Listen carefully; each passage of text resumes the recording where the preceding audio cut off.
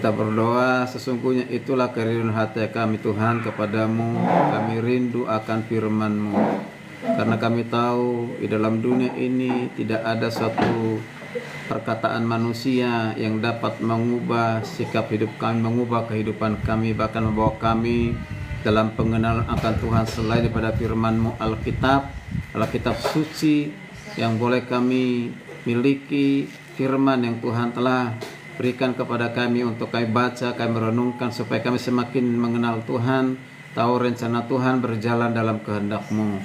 Terima kasih Tuhan, kami diberikan rasa haus dan lapar akan kebenaran firman-Mu. Kami mempersiapkan telinga kami untuk dengar dengan firman-Mu, hati kami yang siap dikoreksi, ditegur, dikuatkan oleh kebenaran firman-Mu.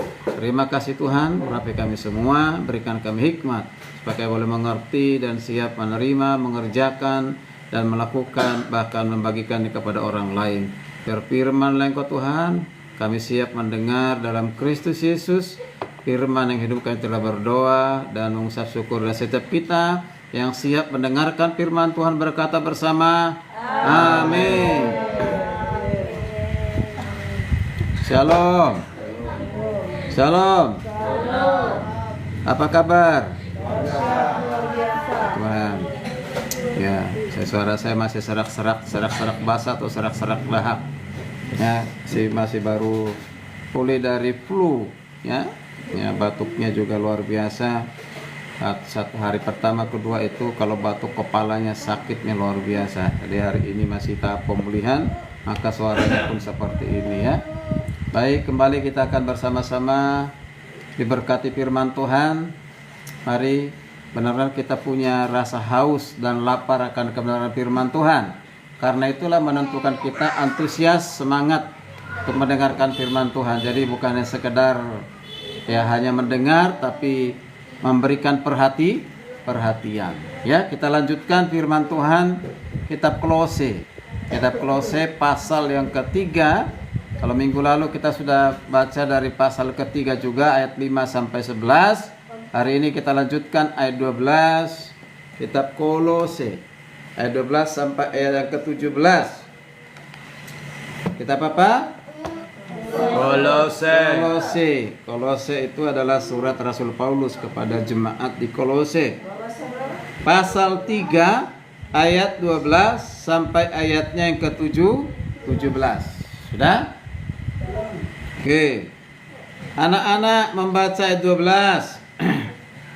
Kaum ibu membaca 13. Kaum bapak atau laki-laki membaca ayat yang 14. Kembali lagi nanti anak-anak ayat 15 dan seterusnya. Mengerti? Paham? Anak-anak udah mengerti. Oke, siap-siap ya. Sudah? Dimulai dari anak-anak dengan semangat suara yang kencang. 2, 3 ya.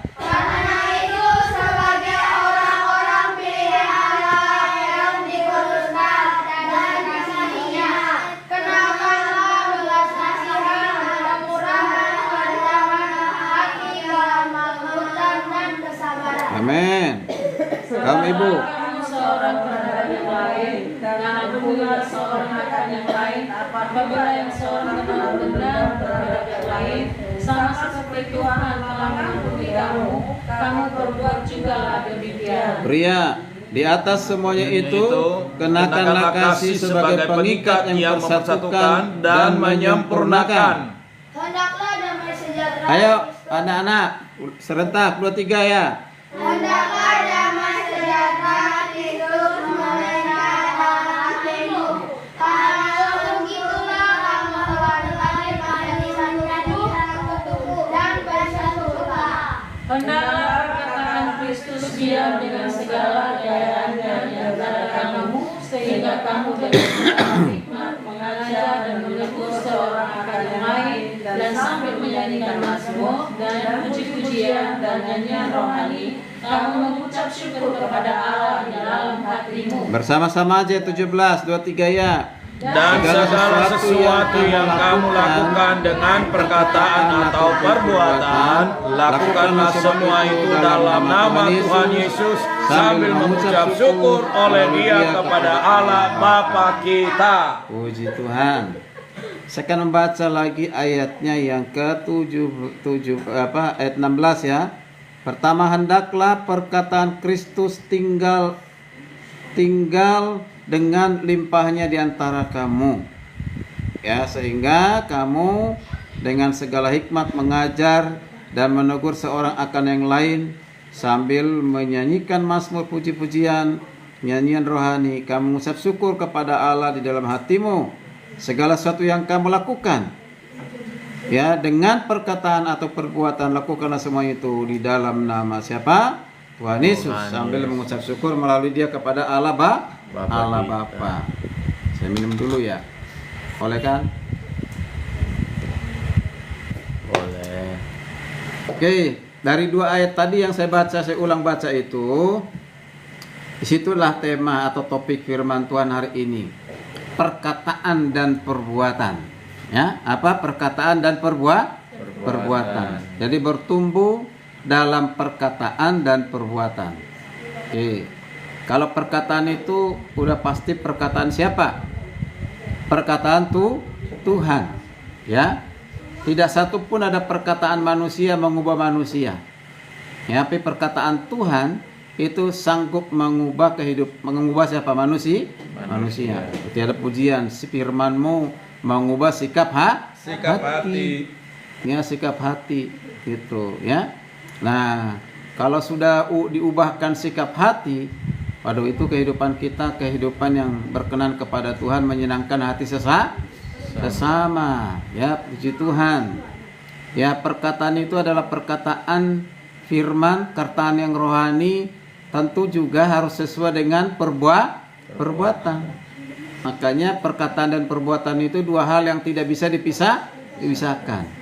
Ada orang perkataannya manis didengar, tapi perbuatannya pahit dirasakan. Wow, ya kan? Ya, nah bisa nggak seperti itu? Banyak. Ya, banyak. Kata-katanya penuh dengan apa? Kata-kata mutiara. Kata-kata indah, tapi perbuatannya, ya, perbuatannya apa? Menyakitkan. Ya, itu sebenarnya kalau perkataannya firman, apa yang diperkatakan harus sesuai dengan perbuatannya. Nah, hari ini kita diminta supaya bertumbuh baik dalam perkataan maupun dalam perbuatan. Jadi perkataan kita harus sesuai dengan perbuatan kita. Apa yang kita katakan itulah yang harus kita lakukan. Hanya sasaran kelompok itu bersama hari ini yaitu agar anggota KTB atau anggota jemaat Immanuel, ya, KTB Immanuel mengenakan manusia baru dan terus-menerus bertumbuh baik dalam perkataan maupun dalam perbuatan ke arah Kristus. Ya, arah Kristus.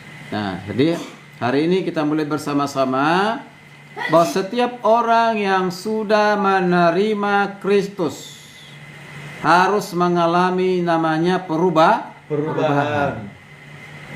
Ya, kalau kita mengatakan kita ini pengikut Kristus tapi tidak mengalami perubahan, apa yang membuat kita tidak mengalami perubahan? Barangkali kita masih menjadi hanya orang Kristen, namanya Kristen apa? Tanpa pertobatan. Jadi kalau sudah menerima Kristus seharusnya pasti mengalami perubahan hidup. Ya, nah, perubahan hidup. Oke, kalau tidak berubah berarti masih hidup dalam kehidupan yang lama. Maka dikatakan di pendahuluan itu, ya, orang Kristen menjadi manusia baru. Manusia baru ia harus mengenakan manusia baru. Ya, nah, manusia baru harus mengenakan manusia baru. Dan seluruh aspek kehidupannya itu harus mengalami namanya perubahan. Ya, perubahan. Ya, perubahan dalam hal apa saja yang nampak, yang bisa disaksikan oleh orang lain. Perubahan perkataan kita, sikap kita, perbuatan kita. Jadi kalau dalam manusia itu, di dalam jiwanya itu ada pikiran, perasaan dan kehendak. Nah, itu harus berubah. Ya, harus berubah. Nah, perkataan kita bisa didengar oleh orang lain. Ya. Perbuatan kita pun bisa dirasakan oleh orang orang lain. Nah, sekarang pertanyaan yang perlu kita renungkan bersama-sama. Bagaimana manusia baru di dalam Kristus supaya memiliki perkataan dan perbuatan yang baru? Ya, sekali lagi, bagaimana manusia lahir baru yang sudah di dalam Kristus supaya memiliki perkataan dan perbuatan yang baru. Nah, dari firman Tuhan yang sudah kita baca hari ini ya, kita perhatikan bersama-sama di ayat yang ke-12 sampai 17 di kitab Kolose pasal 3 tadi. Pertanyaannya begini, yang ini kan kita sharing, bukan khotbah ya. Kalau khotbah hari Minggu, kalau ini sharing, sehingga sama-sama kita menemukan kebenaran. Kalau sudah menemukan kebenaran, berarti kita sama-sama diingatkan dan diberkati, ditegur ya.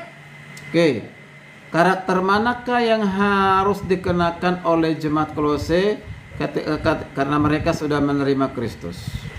Yuk, lihat 17.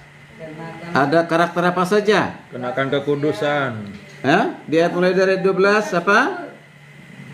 Tadi yang dibaca anak-anak tadi? Belas kasihan. Pertama apa? Belas kasihan, ada kemurahan, kerendahan hati, kelemah lembutan, dan kesabaran. Ya, perhatikan situ. Karena itu sebagai orang-orang pilihan Allah, kita ini adalah pilihan Allah ya. Ya, artinya sesudah jemaat Tuhan yang dikuduskan, dikhususkan, bukan hanya dipilih, dikuduskan atau dikhususkan, tetapi juga dikasihinya. Nah, jadi orang yang sudah dipilih, dikhususkan, dikasihnya harus mengenakan apa? Pertama, belas kasihan. Jadi ciri dari orang Kristen itu memiliki rasa belas kasihan. Kalau melihat orang lain punya beban, punya persoalan, punya masalah, sedang sakit, kita harus peduli. Amin. Harus tergerak belas kasihan untuk menolong. Ya, minimal mendoakan.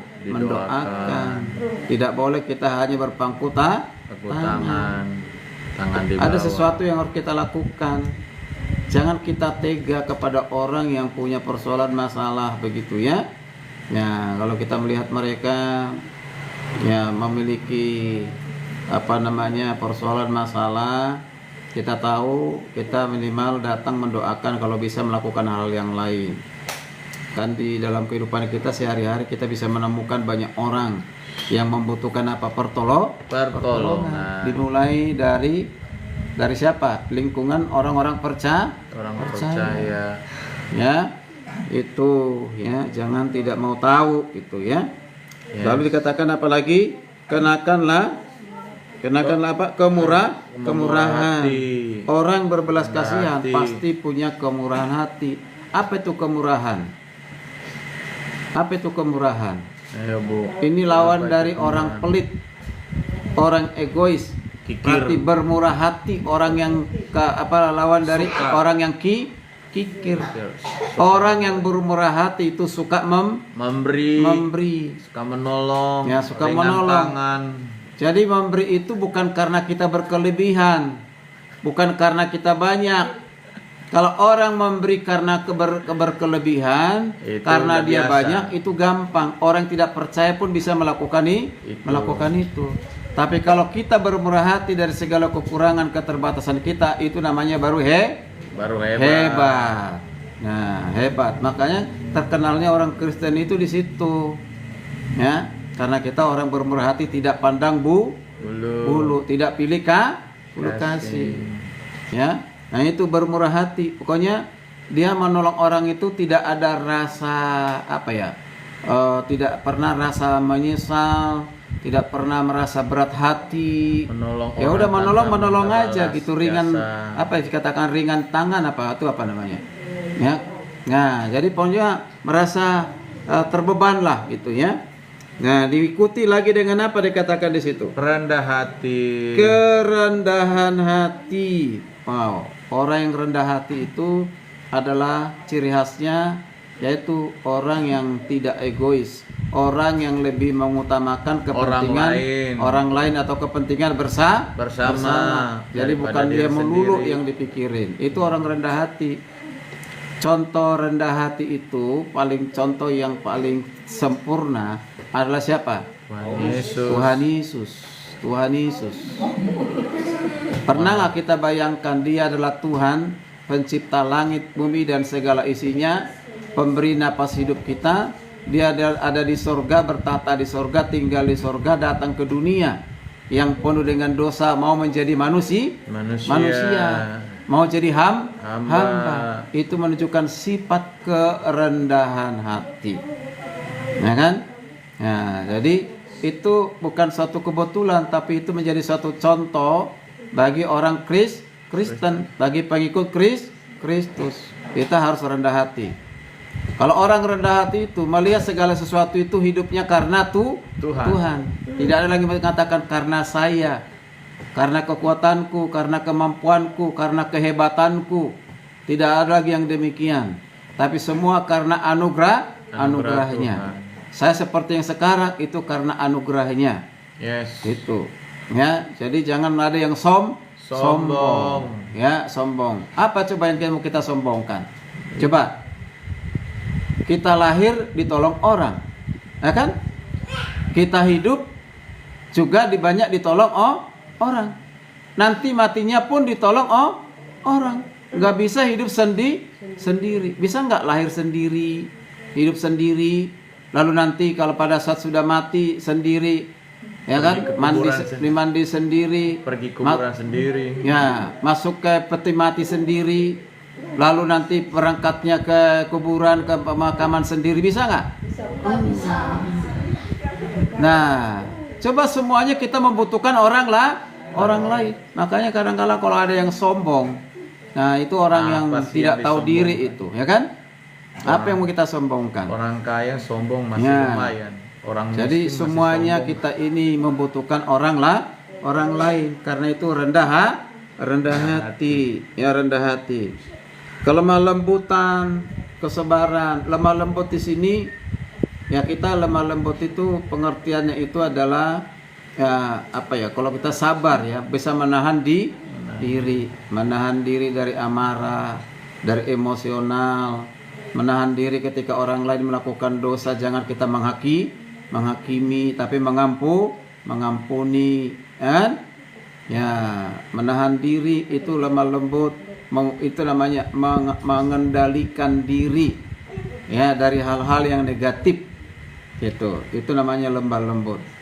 Perkataannya pun perkataan yang lemah lembut, bukan berarti seperti waria ngomong, bukan begitu. Ya. Hai, bukan begitu. Kan itu yang lemah lembut, itu justru bermasalah itu. Ya, ada sesuatu yang tidak beres kalau ada laki-laki berkata seperti itu ya. Jalannya pun seperti jalan cewek gitu, padahal pria kan. Ya, kemarin kita pernah melihat itu di satu tempat itu ada laki-laki, waduh, bersoleknya seperti perempuan, luar biasa. Sampai kita heran, pasti di depan kita lagi. Semua alat makeup ada di depannya itu, semuanya. Gini. Semua. Waduh, ini laki-laki atau perempuan ini? Pakai begini. Wah, luar biasa. Jadi gini lagi. Tadi itu ibu tuh mami ya kan, juga mami lihat, kita sampai malu ngelihatnya. Dia nggak ada rasa malu sama sekali. Udah di tempat biasa. keramaian. Ya, saya lihat nih kayaknya siapa lah ini, mirip siapa ini kan. Nah itu saya pikir dia pelayan di restoran itu, ternyata bukan. Nah, luar biasa. Jadi semua alat-alat perempuan itu, alamat alis ada, semua ada. Wah, ini udah kelainan ini kalau seperti ini ya. Luar biasa ya, itu bukan berlemah lembut, itu bukan, itu abnormal kalau udah begitu ya. Oke, lanjut kita lihat di sini. Itu karakternya sampai 17 ya. Kita lagi dikatakan apa? Ayat yang ke-13 apa? Sabarlah kamu terhadap yang lain. Ya, berarti kita ini harus punya karakter namanya sabar. Ada orang namanya sabar tapi tidak pernah sabar. Ya, sabar ini gimana ya? Kalau dipraktekkan dalam kehidupan kita gimana ya? Kalau ada orang yang hampir sama dengan lemah lembut tadi, kalau ada orang yang sudah kita nasihati kita sudah tegur berulang-ulang, tapi tidak berubah, kadang-kala kita jengkel. Tapi di sini dituntut apa? Sabar. Ya, sabar. Itu. Seorang ibu dalam membimbing mendidik anak-anak, ya, ataupun merawat anak-anak, itu perlu kesabaran nggak? Sabar. Apalagi kalau dia susah makan. Udah mau buru-buru, nggak selesai makan, kadang-kadang jengkel juga kan?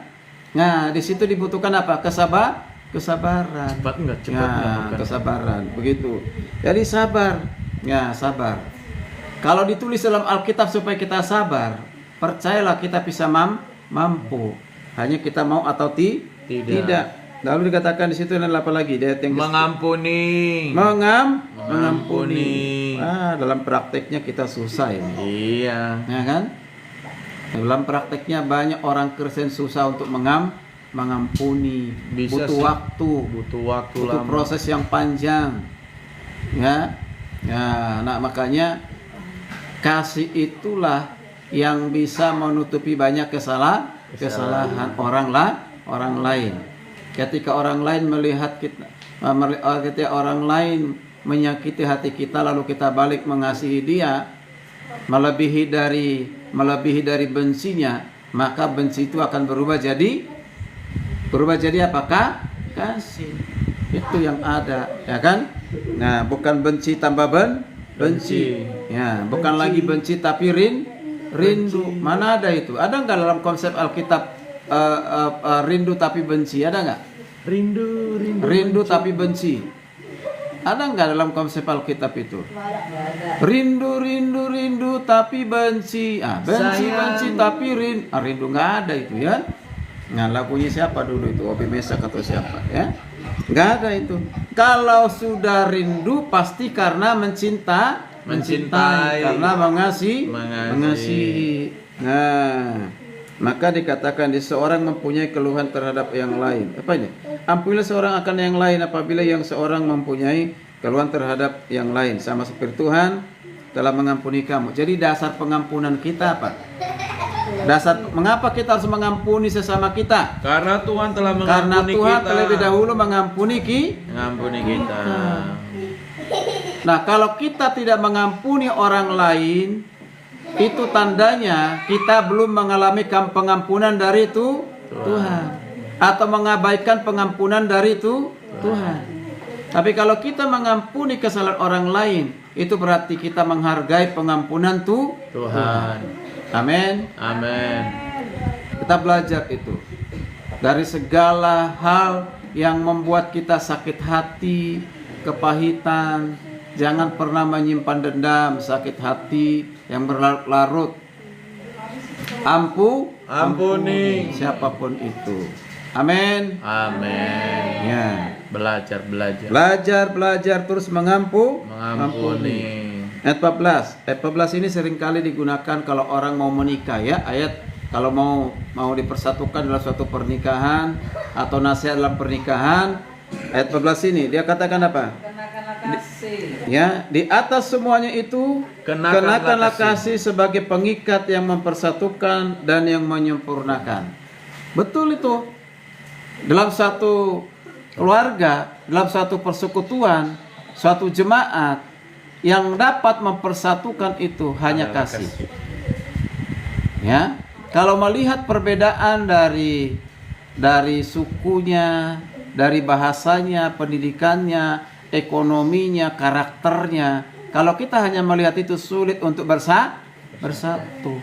Ada yang pelit, ada yang setengah pelit, ada yang sangat pelit, ada yang bermurah hati, ada yang berpikir-pikir untuk memberi, ada yang asal-asalan untuk memberi, ada orang yang gampang tersinggung, gampang marah. Itu ada di lingkungan kita semua, kan? Ya, ada yang pikirannya terus negatif tentang kita. Nah, bagaimana kita bersatu dengan orang seperti ini? Hanya dengan satu pengikat, yaitu kasih. Makanya kasih itu ciri khas kasih itu adalah menerima segala perbedaan. Ciri kasih itu Bukan saja menerima segala perbedaan, menerima segala kekurangan, kelemahan, menerima segala kekuatan. Tidak boleh iri hati. Nah, itu namanya kasih Kristus. Coba, kita ini tidak satu pun layak untuk diterima oleh Tuhan. Tidak satu pun layak kita diampuni oleh Tuhan. Itu semua karena kasihnya. Mempersatukan kita dengan Tuhan karena kasih Tuhan. Bukan kita yang datang mempersatukan diri dengan Tuhan, tapi Tuhanlah yang datang kepada kita mempersatukan kita dengan dirinya. Amin. Amin. Ya, jadi tidak satu pun kita layak untuk dikasihi. Ini menjadi gambaran, menjadi contoh bagi kita supaya kita ini terus-menerus hidup dalam kasih. Dalam satu rumah tangga itu, suami istri dari mulai menikah sampai nanti dipisahkan dengan kematian, ingat pasti tetap ada kekurangan, pasti ada kelemahan. Ya, mengapa ada orang ribut terus, bertengkar terus? Karena kekurangan kelemahannya itu mulu yang dipikiri, yang diserang gitu. Tapi kelebihannya dilupakan. Memang manusia ya cirinya seperti itu. Yang baiknya gampang dilupakan, yang salahnya diingat-ingat terus. Sampai dibawa ke dalam mimpi, ke alam sadar. Alam sadar, dari bawah sadar. Itu kan? Nah, hati-hati itu. Kita diingatkan semuanya. Lanjut, lihat lagi di situ. Apalagi? Itu ya. Jadi mengalami dikatakan di situ mengikat dan menyempurnakan. Jadi disempurnakan ya. Mana tadi? Kok sudah Alkitab saya sudah kabur. Hah? Mana tadi? 14. Ya, yang di 14. Kok ini kok sudah kitab Tesalonika? Ya. 14 sudah. Hendaklah damai sejahtera Kristus memerintah dalam hatimu, karena untuk itulah kamu telah dipanggil menjadi dalam satu tubuh, dan bersyukurlah. Kita hadir ini kapanpun dimanapun harus hadir membawa damai sejahtera. Jangan jadi batu sandungan begitu. Kenapa? Jamnya berputar. Iya. Ya. Hendaklah kita ini pembawa damai sejahtera, bukan menjadi pemecah belah, bukan pembawa gosip. Ya. Golok. Apa? Pembawa golok. Ya, pembawa golok. Nah. Ya. Jadi sebenarnya kalau kita lakukan tadi semua yang di atas itu, pasti membawa damai. Yesus datang bukan bawa pedang. Yesus datang membawa damai, dan kita pun harus bawa damai. Ya, tapi kenyataannya sulit, seringkali kita temukan orang Kristen susah berdamai dengan orang lain. Mengapa demikian? Karena mengingat-ingat kesalahannya. Begitu, makanya susah berdamai. Nah, orang seperti ini sebenarnya tidak akan pernah tenang. Cuma pura-pura tenang gitu. Padahal hatinya tidak tenang. Begitu. Pura-pura damai, sebenarnya hatinya tidak damai. Ya, damai. Ya. Oke. Lanjut ayat yang ke 16 ya. Hendaklah perkataan Kristus. Nah, kalau udah perkataan Kristus ini udah jelas apa ini? Perkataan Kristus itu ya berarti apa? Firman. Ya, firman. Firman-Mu. Terus apa lagunya? Yang kuasa mengubah sikap hati. Firman-Mu yang tegakkan. Terus di saat ku terjatuh, penuhkanlah bejanaku dengan air sungai-Mu. Ku haus akan firman-Mu. Itu. Jadi tidak ada di dunia ini suatu perkataan yang bisa menegakkan kita hidup kuat, ya, kecuali firman. Maka perkataan kita itu harus perkataan yang penuh dengan firman. Jangan perkataan keluhan terus. Ya, dulu perkataan, nggak ada duit ini. ya perkataan apa? Nggak ada duit. Nggak ada duit terus itu, atau perkataan yang sungut-sungut, biar keluar. Hari ini saya belum punya duit, besok Tuhan berikan duit. Haleluya. Hari ini belum mendapatkan berkat, besok saya diberkati. Kan begitu. Amin. Jadi jangan mengeluh, aduh hari ini paling besok juga tambah sulit. Nah, ini itu melemahkan kita itu kan gitu. Ya, hari ini kok kayak kering banget gitu. Kanker, kantong kering. Belum bayar iuran Natal gitu. Besok itu lebih kering lagi. Jangan begitu. Hari ini kering, besok basah. Amin. Jadi biasakan kata-kata yang positif. Besok basah. Kan Tuhan sudah mengatakan, ketoklah maka pintu akan dibukakan. Mintalah maka akan Diberi. Apalagi itu? Nah, carilah maka akan mendapat. Ketok. Gitu. Nah, tadi itu ya. Nah, sampai ayat 17, segala sesuatu yang kamu lakukan dengan perkataan perbuatan, lakukanlah semua di dalam nama Tuhan Yesus. Mengapa di dalam nama Tuhan Yesus? Ya memang di dalam Tuhan Yesus, karena Yesuslah sumber jawaban daripada semuanya. Ya. Nanti ada renungan firman Tuhan ataupun pernah saya buat itu. Ada apa dengan nama Tuhan Yesus? Dengan nama Tuhan Yesus itu nama yang berkuasa, nama yang penuh kuasa, baik di sorga maupun di bumi. Nama Yesus juga nama yang menyelamatkan. Nama Yesus juga nama yang terlibat adalah baptisan. Nama Yesus juga nama yang apa? Ya, nama yang apa? Menyembuhkan. Nama Yesus juga nama yang Memberkati. Nama Yesus juga nama yang memberikan kehidupan yang kekal. Itu nama itu luar biasa. Jangan sembrono dengan nama itu ya. Kita harus ya di dalam segala nama Yesus semua bertekuk lutut. Bahkan suatu saat di dalam nama Yesus semua orang mengaku bahwa Yesus Kristus adalah Tuhan. Itu berkuasa. Hebatnya nama itu. Hebat ya. Jadi sudah sekaligus observasi yang kedua tadi sudah kita daftarkanlah macam-macam perbuatan perkataan yang harus kenakan. Sudah tadi itu ya. Nah sekarang apakah dasar orang percaya mengenakan manusia baru? Dan bagaimana caranya? Tadi dia 12-17 itu ya sudah. Yaitu dengan cara apa mengenakan manusia baru dan bagaimana caranya? Yaitu tinggallah di dalam perkataan Yesus. Ya itu kata kuncinya itu ayat 16 itu. Hendaklah perkataan Kristus tinggal tinggal dengan limpahnya di antara kamu. Berarti namanya tinggal itu selamanya. Ya.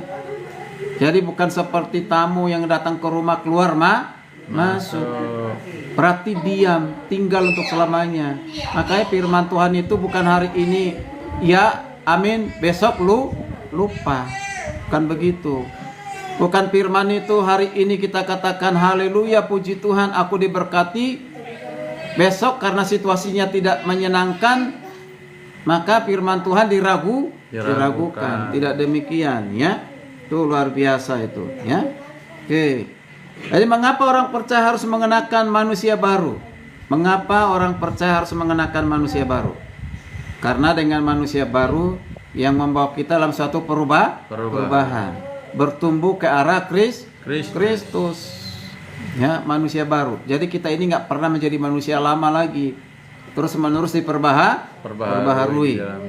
Mengapa Kristus menjadi standar dalam perkataan dan perbuatan? Iyalah, kalau bukan Kristus menjadi standar kita, lalu apa? Gak ada yang lain. Jadi perkataan Kristus itu adalah perkataan yang penuh kuasa, perkataan yang penuh firman, dan itu standar kita, tidak ada yang lain.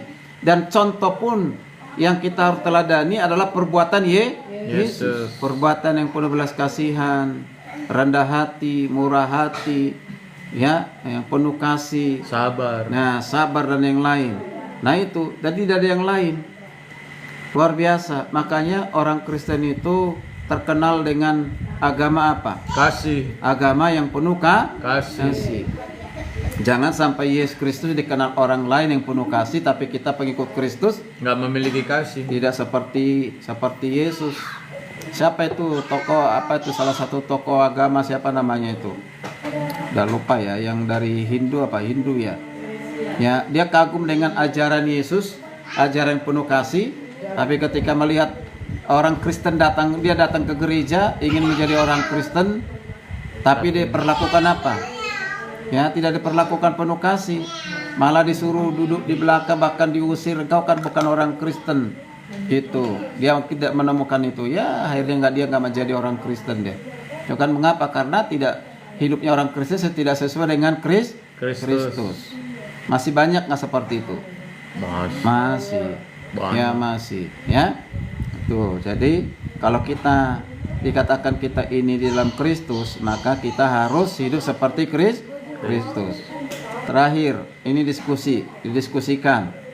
Ayo, mengapa banyak orang Kristen yang setia ke gereja, aktif pelayanan, tetapi tidak menampakkan perkataan perbuatan Kristus? Yo, dia aktif ke gereja, ikut pelayanan, tapi tidak nampak perkataannya dan perbuatannya. Mengapa? Ayo diskusi. Ya, mengapa? Sebagai rutinitas. Ibadah itu berarti sebagai Rutinitas. Lalu apa lagi? Hanya sebagai agama barangkali dalam hidupnya. Atau dia hanya menjadi pendengar tapi tidak pelaku. Nah, apa? Karena orang itu tidak seperti itu, ada yang mukanya petak-petak lah, ya kan, yang cemberut-cemberut lah, itu kan semua. Kalau ke gereja nggak naik apa? Oh, kita mah standby. Roh Kudusnya menyuruh dia pergi, jangan di dalam. Adik, kalau kita sudah ke gereja itu, setiap saya menyiarkan di radio Tapanuli selalu mengingatkan, ketika engkau sudah masuk ke rumah Tuhan, duduk, siapkan hatimu, siapkan pikiranmu sampai selesai ibadah sungguh-sungguh memuji Tuhan, menyembah Tuhan, mendengarkan khotbah. Jangan keluar masuk dari gereja. Nah, itu selalu saya ingatkan itu. Karena ingat dulu waktu saya di gereja HKBP di kampung saya, kalau sudah menjelang khotbah, keluar semuanya, banyak keluar itu bapak-bapak itu. Ngapain mau merokok itu di bawah pohon sambil makan buah apa itu? Apa seperti yang di sini yang kita makan itu, apa namanya itu? Nah, sambil merokok.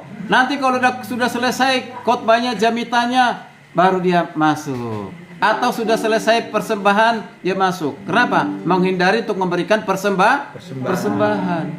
Nah, hari ini masih ada nggak seperti itu? Masih, tapi di Manuel tidak ada. Dia ngaku. Gitu kan? Ya, pas mau persembahan pura-pura keluar ke kamar mandi, menghindari apa? Tidak memberikan persembahan. Tapi kalau itu nggak ada di Manuel. Nggak ada ya? Nggak ada kalau di Manuel, kalau persembahan. Nggak ada Pasti ya? memberi, kecuali ngerokok. Gitu ya. Oke. Baik.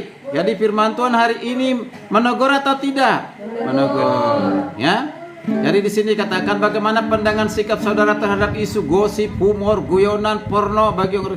Ini yang seperti ini. Tidak ada harusnya dalam orang Kristen. Ayat hafalan. Kolose 3 ayat 17. Yuk, coba perhatikan 17. Ini adalah hafalan. Hafalannya ayat 17. Segala sesuatu yang kamu lakukan dengan perkataan atau perbuatan, lakukanlah semua itu di dalam nama Tuhan Yesus sambil mengucap syukur melalui Dia kepada Allah Bapa. Ayo hafal. Siapa yang hafal duluan? Segala sesuatu yang kamu lakukan. Monica, hafal. Nah, nanti Ibu Gembala kasih hadiah yang cepat hafal. Ayat berapa? Ayo, siapa yang hafal? Langsung angkat tangan. Baju Natal lo yang dikasih Ibu Gembala. Ayo, baju Natal lo. Segala sesuatu yang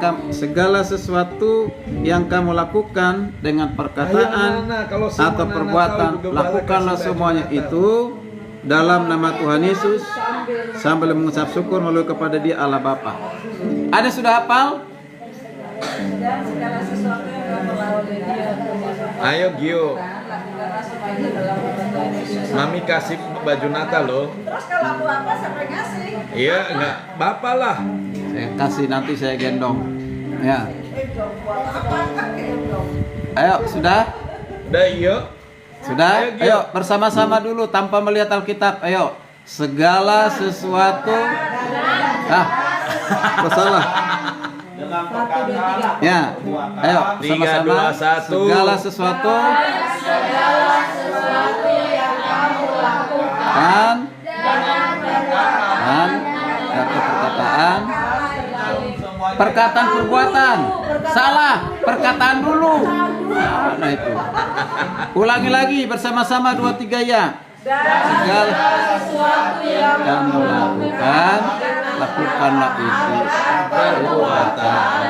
Lakukan Tuhan Yesus Kristus. Ucap syukur. Amin. Hampir sempurna. Puji Tuhan. Ini kita ingat ya. Pokoknya segala sesuatu kita lakukan dalam nama Tuhan Yesus. Amin. Apapun itu dalam nama Tuhan Yesus.